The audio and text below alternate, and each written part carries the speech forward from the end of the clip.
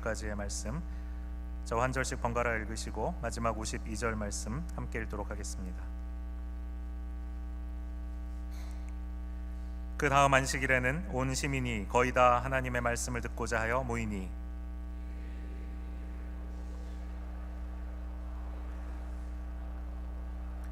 바울과 바나바가 담대히 말하여 이르되 하나님의 말씀을 마땅히 먼저 너희에게 전할 것이로되 너희가 그것을 버리고 영생을 얻기에 합당하지 않은 자로 자처하기로 우리가 이방인에게로 향하노라.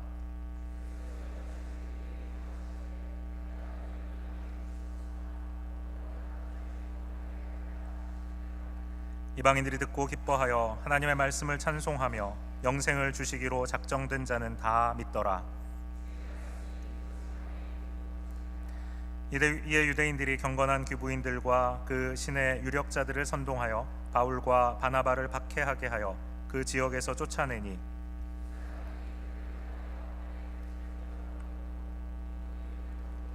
함께 읽습니다. 제자들은 기쁨과 성령이 충만하니라. 아멘. 여러분은 감정을 잘 절제하시는 편이십니까? 아니면 감추지 못하고 쉽게 드러내시는 편이십니까? 제가 아는 어떤 목사님이 계신데 이분이 늘 만면에 웃음을 띠고 계시는 분입니다. 무슨 말을 해도 만면에 웃음을 띠고 응대를 해주세요. 부러운데 근데 이분은 단점이 하나 있습니다. 얼굴이 빨개져요. 그래서 얼굴에는 만면에 웃음을 띠고 있는데 열을 받으면 얼굴은 뻘개지는 거예요. 빨간 얼굴로 만면에 웃음을 띠고 계시는 거죠. 감정을 감출 수가 없는 거죠. 웃어도 소용이 없어요. 서양 철학에서는 대부분 이 이성을 감정보다 우위에 둡니다. 그래서 우리의 이성을 통해서 감정을 절제해야 하고 또 다스려야 된다, 이렇게 얘기를 합니다. 한방에서도 그런 얘기를 하죠. 분노가 과하면 간이 상한다라고 합니다. 분노가 과하면 간이 상하고 또 지나치게 기뻐하면 또 심장이 상한대요. 기쁨이 좋은 건데 또 너무 지나치게 기뻐해도 안 좋은가 봅니다. 너무 기뻐하면 심장이 안 좋아요. 또 생각이 지나치게 많으면 어디가 안 좋을까요? 위가 안 좋답니다. 늘 잔탁 이런 거 먹어야 되는 거예요. 지나친 슬픔은 또 폐의 기능을 약화시키기도 하고 또 지나친 두려움이나 놀람은 우리의 신장을 약하게 한다라고도 합니다. 그러니까 감정이라는 것이 그냥 단순히 여기에만 있는 것이 아니고 우리의 몸에도 큰 영향을 준다라는 것이죠. 그러니까 감정이 굉장히 중요한 역할을 합니다. 뿐만 아니라 개인적인 문제, 또 국가적인 문제, 이런 것들이 사소한 어떤 감정의 대립으로부터 시작되는 경우도 많습니다. 그런 감정의 대립이 시작이 되어서 그것이 결국은 큰 싸움으로 번지게 되는 경우들도 많이 보게 됩니다. 여러분, 한일 관계만 해도 그렇죠. 우리가 일본 사람들 하나님이 참 사랑하신다는 것 잘 알고 있습니다. 그리고 일본인들을 위해서도 열심히 기도하고 있고요. 또 복음을 그들에게 전해서 그들이 예수님께 돌아오는 일, 그 일을 우리가 함께 또 헌신하고 또 사역도 우리가 후원도 하고 선교사님도 돕고 이런 일을 하고 있습니다. 그런데 이 축구 경기를 한다거나 야구 경기를 한다거나 이제 이러면 이게 달라지죠. 다른 얘기가 이제 벌어지게 됩니다. 반드시 이겨야 되는 거죠. 이 만사를 제쳐놓고 우리 목이 터지라고 응원을 합니다. 선수들은 어떤가요? 선수들도 마찬가지입니다. 마치 무슨 이상한 약 먹은 것처럼 선수들이 갑자기 막 못하던 선수들도 잘 뛰기 시작해요. 한일전만 하면. 왜 그래요? 지면 죽으니까. 네, 한일전 감정이죠. 감정. 이성적으로는 사랑해야 되고 용납해야 되고 우리가 다 용서해야 되지만 그러나 이 감정은 잘 다스려지지 않는 거죠. 그만큼 우리 안에 있는 이 감정의 문제라는 것은 이성의 문제를 뛰어넘기도 한다는 것입니다. 여러분, 성경 읽을 때는 어떠십니까? 성경 읽으실 때 그 속에서 이런 감정들을 읽어보라라는 말을 들어보신 적이 있습니까? 성경 안에서 어떤 감정의 흐름이 있는지 한번 찾아보고 또 그 감정을 따라가 보라는 말씀을 들어본 적이 있는지 모르겠습니다. 우리가 구약의 가장 어려운 성경이다라고 말하면 꼽으면 레위기 같은 것일 수 있겠죠. 레위기를 읽으면서 그 수많은 이게 연달아 나오는 제사들을 읽으면서 여기서 우리가 어떤 이 감정을 읽을 수 있을까? 또 신약에서 로마서 같은 어려운 성경을 읽으면서 거기에서 어떤 감정들을 우리가 읽어낼 수 있을까 생각을 할 수도 있습니다. 그러나 좀 더 우리가 읽어보면 이런 딱딱해 보이는 성경 안에도 기쁨, 또 슬픔, 분노, 사랑, 걱정, 근심, 염려, 이런 수많은 감정들이 그 안에 이렇게 녹아 들어가 있는 것을 보게 됩니다. 우리가 읽게 되는 시편은 뭐 말할 것도 없고 모든 성경 안에 이와 같은 감정들이 넘실대고 있습니다. 예수님의 이야기가 기록되어 있는 신약의 복음서, 또 교회를 향한 사도들의 마음이 녹아 있는 사도행전이나 서신서 같은 경우 우리가 읽어봐도 그 안에 얼마나 많은 다양한 감정들이 흐르고 있는가 하는 것을 보게 되죠. 그래서 저는 성도들에게 성경 묵상을 하시라고 이렇게 가르칠 때 가끔 이 이모티콘 같은 것을 사용해 보라고 말하기도 합니다. 여러분 이모티콘 아세요? 우리가 메신저, 카톡 이런 거 쓸 때 이런 거 있잖아요. 물결 표시, 웃는 표시, 유유 이런 거 있잖아요. 그래서 감정을 글로 표현하는 거죠. 그러니까 그냥 쓸 때 그냥 메시지만 보내지 않고 목사님 안녕하세요 이런 거 있잖아요. 그냥 보내면 좀 딱딱하니까 이제 이렇게 해가지고 물결 쳐가지고 이제 보내는 그런 거죠. 그래서 이제 감정을 그걸로 이제 표현을 하는 것입니다. 성경을 읽을 때 이 여백에다가 혹은 이 프린트를 해가지고 거기에 나오는 어떤 감정들, 등장인물들이 있잖아요. 그 등장인물들의 감정의 흐름을 한번 이 이모티콘 같은 걸로 기록해서 쭉 한번 살펴보시는 것도 좋다라고 가르칩니다. 거기에 나오는 이렇게 이 등장인물들의 감정의 변화를 이렇게 쭉 따라가다 보면 지금까지 잘 보지 못했던 것들을 발견하게 될 때가 있어요. 어떤 감정이 그 안에 흐르고 있는가 하는 것을 찾게 되면 전혀 뜻밖의 발견들을, 성경의 진리들을 발견하는 경우들도 많이 있습니다. 그런 의미에서 오늘 우리 이 본문 안에도 굉장히 많은 감정들과 또 그 감정들의 흐름을 찾아볼 수가 있어요. 이 감정들을 잘 읽어야 성경이 생생하게 다가옵니다. 딱딱한 글이 아니라 기뻐하고 슬퍼하고 아파하고 고통하고 또 눈물 흘리는 살아있는 사람들의 이야기로 성경을 읽을 수 있게 되기 때문에 그렇습니다. 우리가 감정을 갖는 이유는 뭘까요? 우리가 감정을 가질 수 있는 이유는 뭘까요? 창세기에 보면 하나님이 우리를 어떻게 창조하세요? 하나님의 형상을 따라 창조하셨다라고 했죠. 하나님의 형상을 따라 창조하셨다라는 것은 하나님의 성품을 따라서 창조하셨다라는 것입니다. 우리가 감정을 갖는다라는 것은 그러므로 하나님께서 우리에게 그와 같은 감정을 허락해 주시는 것입니다. 우리가 기뻐할 수도 있고 우리가 슬퍼할 수도 있는 것처럼, 우리가 염려하고 또 근심할 수도 있는 것처럼 하나님께서도 역시 기뻐하시고 하나님께서도 슬퍼하시고 하나님께서도 근심하시고 염려하실 수 있다라는 것입니다. 그러므로 감정이 부정적인 것이 아니라는 거죠. 하나님께서 우리에게 부여해 주신 것입니다. 창세기 1장에서 하나님께서 6일 동안 세상을 창조하셨습니다. 매일매일 하나님의 창조를 마치실 때마다 하나님이 보시기에 좋았다라고 말씀하세요. 그리고 인간의 창조를 마지막으로 마치시고 난 뒤에 하나님 뭐라고 하십니까? 보시기에 심히 좋았더라라고 말씀하시죠. 보시기에 심히 좋았더라. 지극히 만족하시면서 너무너무 기뻐하셨다라는 얘기입니다. 이 하나님의 만족하심, 하나님의 기뻐하심 여러분 읽어지십니까? 좀 더 나가면 인간 세상에 죄악이 가득하게 되었죠. 사람들의 마음속에 악한 생각이 넘쳐나게 됩니다. 그래서 하나님께서 뭐라고 말씀하십니까? 내가 이 땅에 인간 지은 것을 후회한다라고 말씀하셨습니다. 후회한다. 슬퍼하시고 또 고통하셨다라는 말입니다. 하나님의 감정, 우리 하나님 아버지의 감정, 마음이 느껴지는 거죠. 그렇기 때문에 성경을 읽으면서 우리는 이 성경에 나오고 있는 사람들의 감정은 물론이고 우리 하나님 아버지의 감정, 마음을 읽을 수 있어야 됩니다. 그렇지 않으면 우리가 성경을 절대로 바르게 이해할 수가 없어요.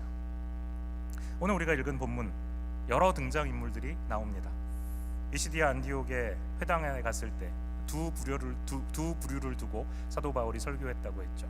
한 부류는 유대인들이고요, 또 한 부류는 이방인이었지만 개종한 유대교로 개종한 경건한 이방인들이었습니다. 이 두 부류가 있었죠.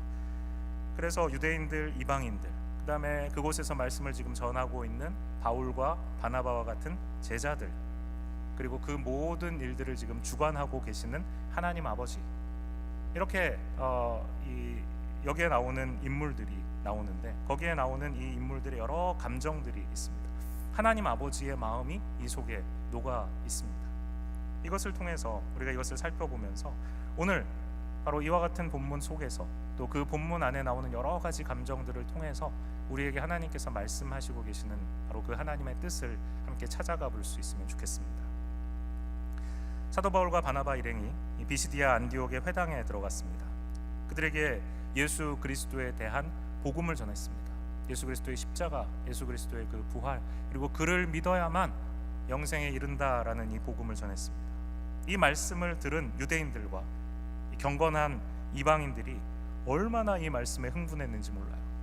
그래서 회당에서 이 모임을 끝난 후에 흩어져서 온 동네를 다 다니면서 우리가 놀라운 말씀을 들었다고, 우리가 지금까지 들어본 적이 없었던 말씀을 들었고 지금까지 깨닫지 못했던 것을 바로 이 바울이라는 사람 통해서 우리가 깨닫게 됐다고 얘기하고 다니기 시작했습니다. 일주일 내내 바울과 바나바 제자들은 이 사람들의 방문을 받고 질문도 받고 대답도 하고 대화를 많이 나눴을 것입니다. 그리고 이제 그 다음 안식일이 된 것이죠. 그래서 그 다음 안식일에도 회당에 가서 또 말씀을 전해 달라고 얘기를 합니다. 아마 여기 성경 본문에 보면 그 도시에 있었던 시민들, 거의 모든 시민들이 다 그 자리에 모였다라고 되어 있어요. 회당 안에 들어간 사람보다 아마 회당 바깥에 몰려든 사람들이 아마 훨씬 더 많았을 것 같습니다. 온 도시 사람들이 다 모였으니까요. 이런 모습을 보고 그들 중에 있었던 이 유대인들, 본래 예수님의 하나님을 믿는 이 아브라함의 후손이라고 하는 이 유대인들이 어떤 마음을 가졌을까요? 어떤 감정을 가졌을까요? 45절 말씀을 한번 보시겠습니까? 45절, 유대인들이 그 무리를 보고 어떻게 했습니까? 시기가 가득했다라고 되어 있어요. 그들의 마음은 시기로 가득해졌습니다. 바울이 말한 것을 그래서 그들이 어떻게 해요? 반박하고 비방했다라고 되어 있습니다. 바울의 말을 반박하고 비방한 이유가 무엇이라는 것입니까? 바울의 말을 이해하지 못하기 때문도 아니에요. 바울의 말이 어려웠기 때문도 아닙니다. 바울의 메시지가 잘못되었다라고 생각하기 때문도 아니에요. 그들이 바울의 이 메시지에 반대했던 이유는 그들의 마음속에 시기심이 가득했기 때문입니다. 그들은 비시디아 안디옥의 이 시민들이 바울을 통해서 들은 복음을 그들이 기뻐하며 받고 그리고 영생에 이르는 믿음에 이르게 되는 것을 보고는 시기하면서 이렇게 행동하고 있는 것이죠. 바울을 통해서 예수 그리스도에 관한 복음을 듣고 이방인들이 기쁨으로 이 복음을 믿고 구원받는 모습을 보면서 이 유대인들은 함께 기뻐하는 대신에 오히려 마음속에 시기가 가득해서 화를 내고 있습니다.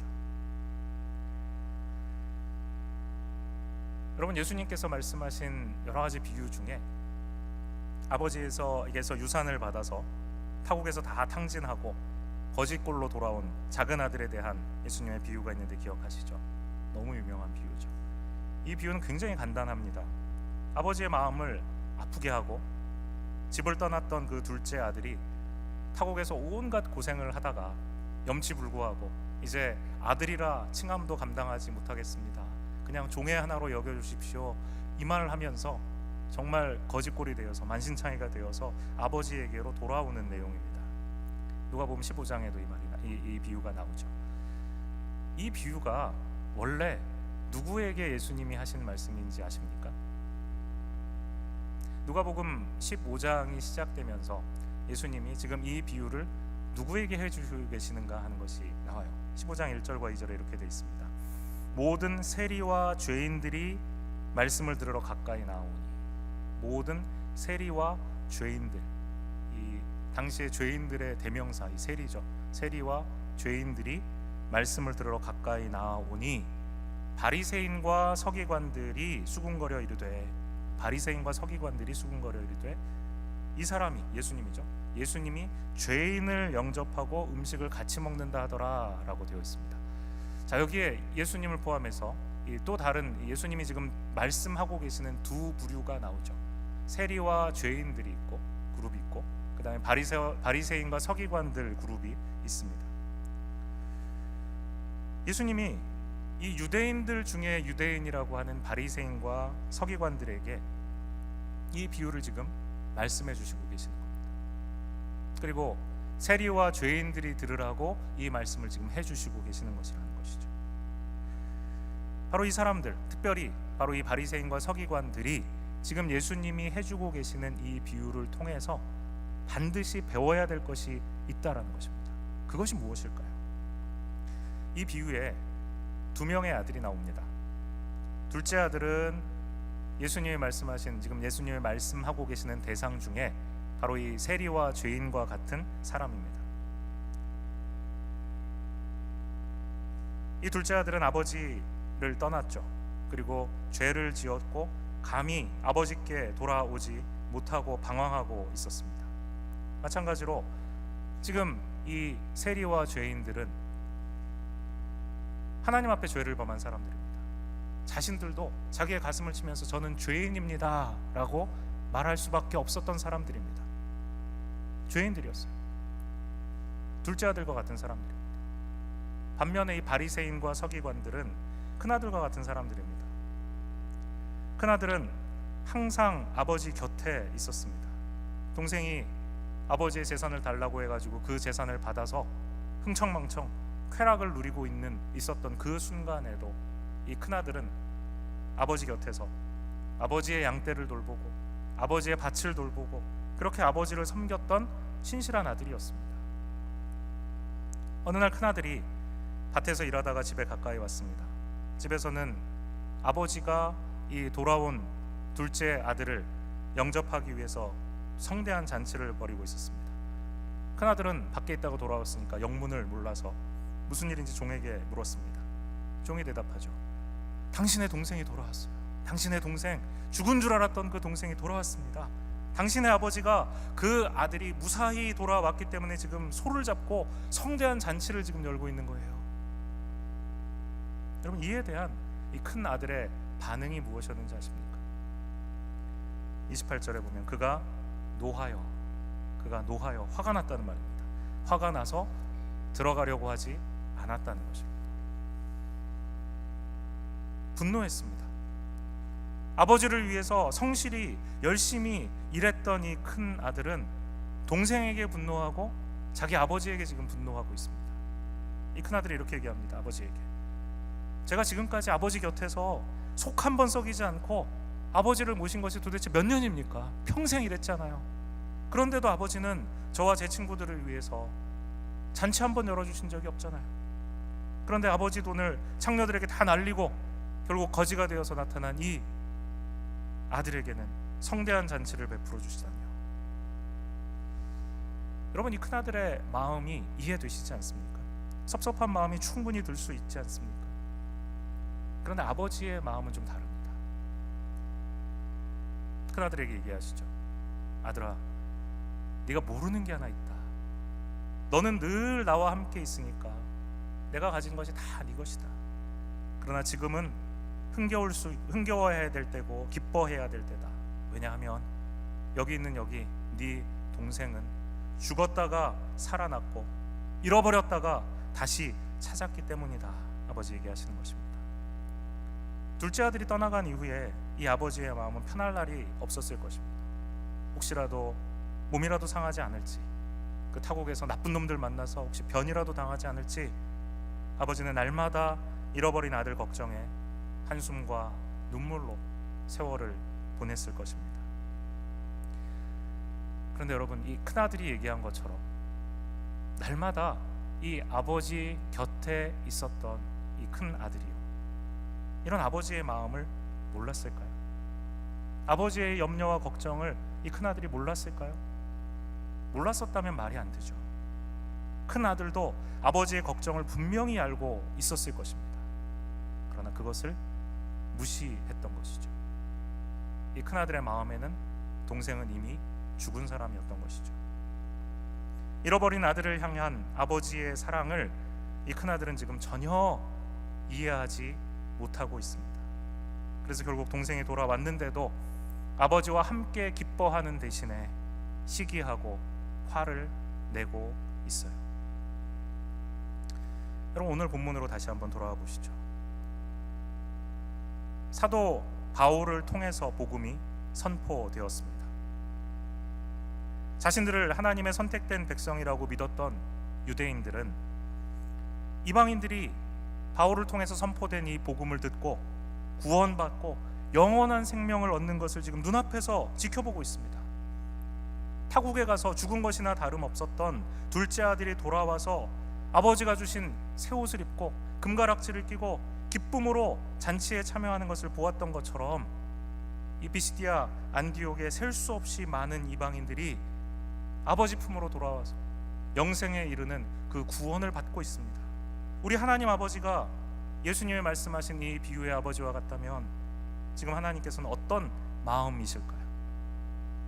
하나님은 기뻐하시면서 아마 하실 수 있다면 덩실덩실 춤을 추시면서 바로 이 이방인들을 품에 안아주고 계시지 않겠습니까? 죽었다고 살아난 둘째 아들과 같이 죄와 허물로 죽어있던 이 이방인들이 예수 그리스도의 복음을 바울을 통해서 듣고 이제는 살아나서 영생을 얻고 아버지 품에 영원히 거할 수 있게 되어 있는 것을 보고 하나님 아버지는 기뻐서, 너무나도 기뻐서 어쩔 줄 모르고 계시지 않겠습니까? 그런데 바로 그 순간 유대인들은 마치 비유의 큰 아들과 같이 시기하며 화를 내고 바울을 회방하고 있습니다. 만약 하나님 아버지의 마음을 조금이라도 이해할 수 있었다면 이 회당에 모여있던 유대인들은 시기하고 화를 내는 대신에 아버지의 마음으로 함께 기뻐해야 했음이 마땅하죠. 하나님께서 이방인들에게도 영생을 주시기로 하셨구나, 이들에게도 영생을 주시기로 작정하셨구나, 그리고 그 영원한 생명의 선물을 주셨구나, 하나님께서 영생을 주시기로 작정한 자는 다 믿었다라고 하는 바로 이 순간을 보고 영원히 거할 그 아버지 품에 지금까지 죽은 줄 알았던 그 둘째 아들이 돌아온 거죠.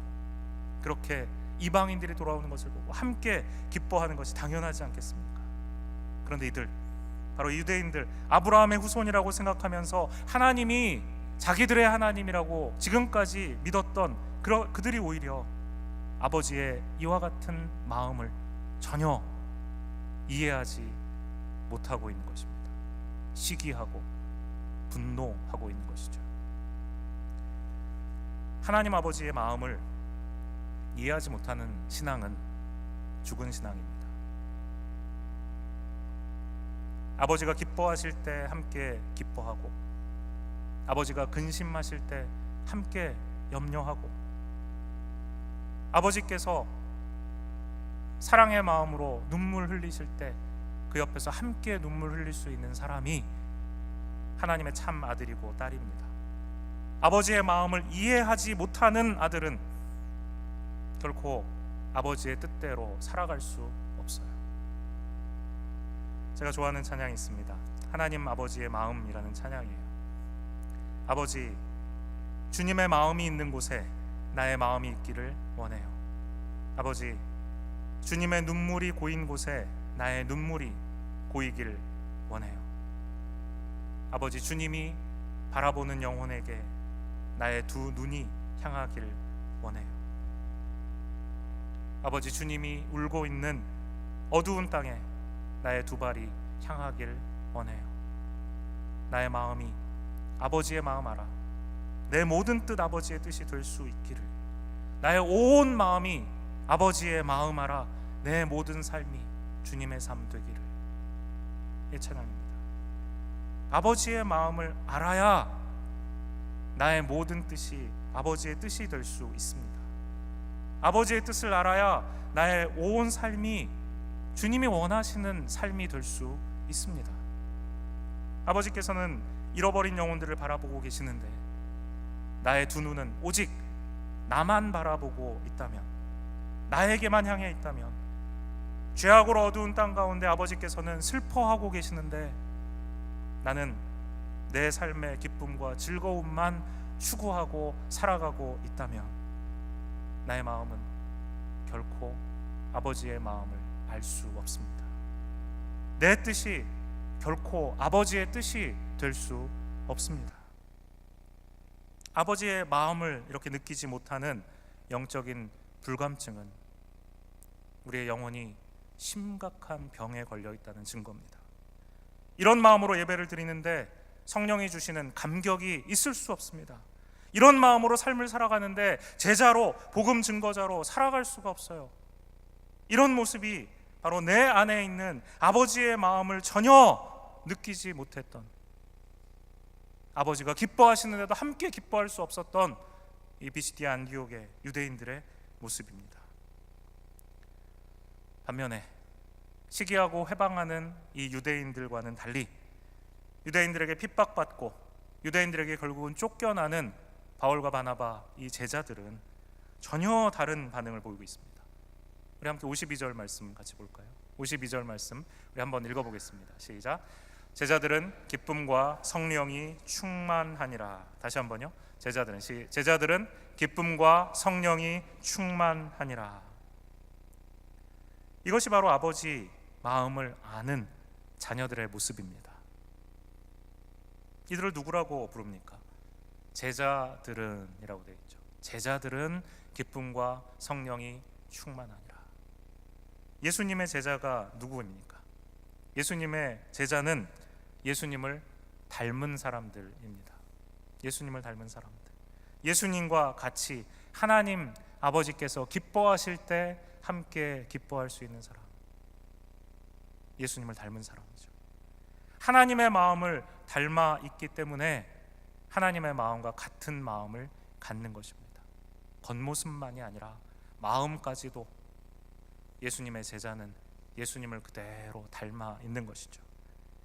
그러므로 이들은 하나님의 마음이 지금 어떠신지를 알기 때문에 이방인들이 돌아와 구원받고 그들이 영원한 생명을 얻고 아버지 품에 안길 때 아버지께서 지금 어떤 마음을 가지고 계시는지 이들이 알고 있기 때문에 욕을 먹고 핍박을 받고 오해받고 결국은 쫓겨나도 마음속에 기쁨을 가지고 성령에 충만한 채 그 자리를 떠날 수 있었던 것입니다. 여러분, 오늘 이 말씀 앞에 우리 자신을 한번 돌아보았으면 좋겠습니다. 나는 아버지의 마음을 이해하고 있는가? 여러분, 소리굽새라는 것을 아십니까? 이렇게 U자형으로 생긴 거, 말발굽처럼 생긴 건데요. 요즘에는 이제 디지털 피아노가 많은데 우리 교회에는 이 피아노도 정기적으로 조율을 해줘야 되죠.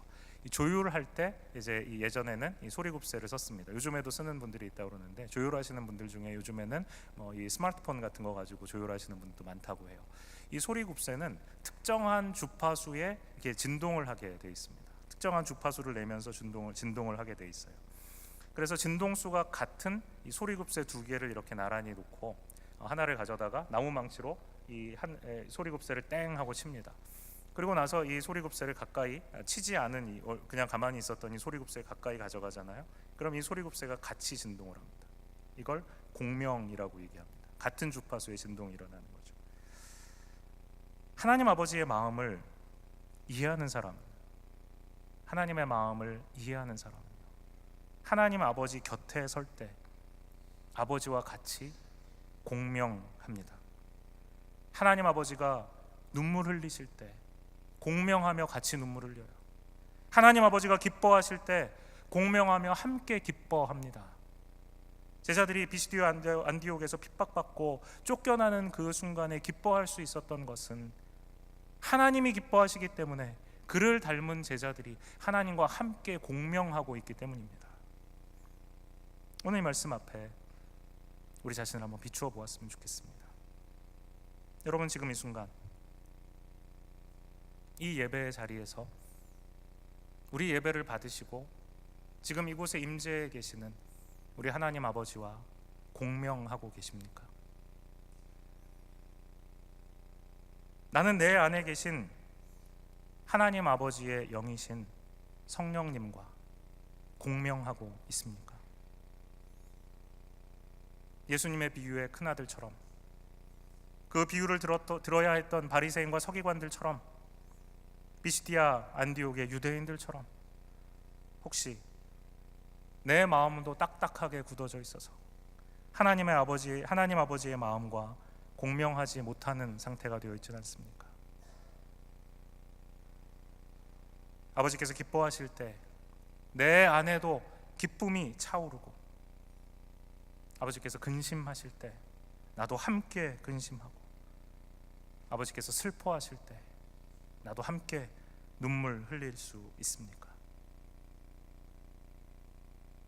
비시디아 안디옥 유대인들처럼 하나님은 이방인이 복음을 듣고 구원받고 주께 오는 것을 춤추시면서 기뻐하는데, 마음의 시기와 분노가 가득해서 하나님의 일을 회방하는 어리석은 짓을 했던 것처럼, 그렇게 나도 내 자존심 때문에, 내 교만 때문에, 혹은 내 특권 의식 때문에 하나님이 기뻐하시는 일에 걸림돌이 되고 회방이 되고 있는 것은 아닙니까?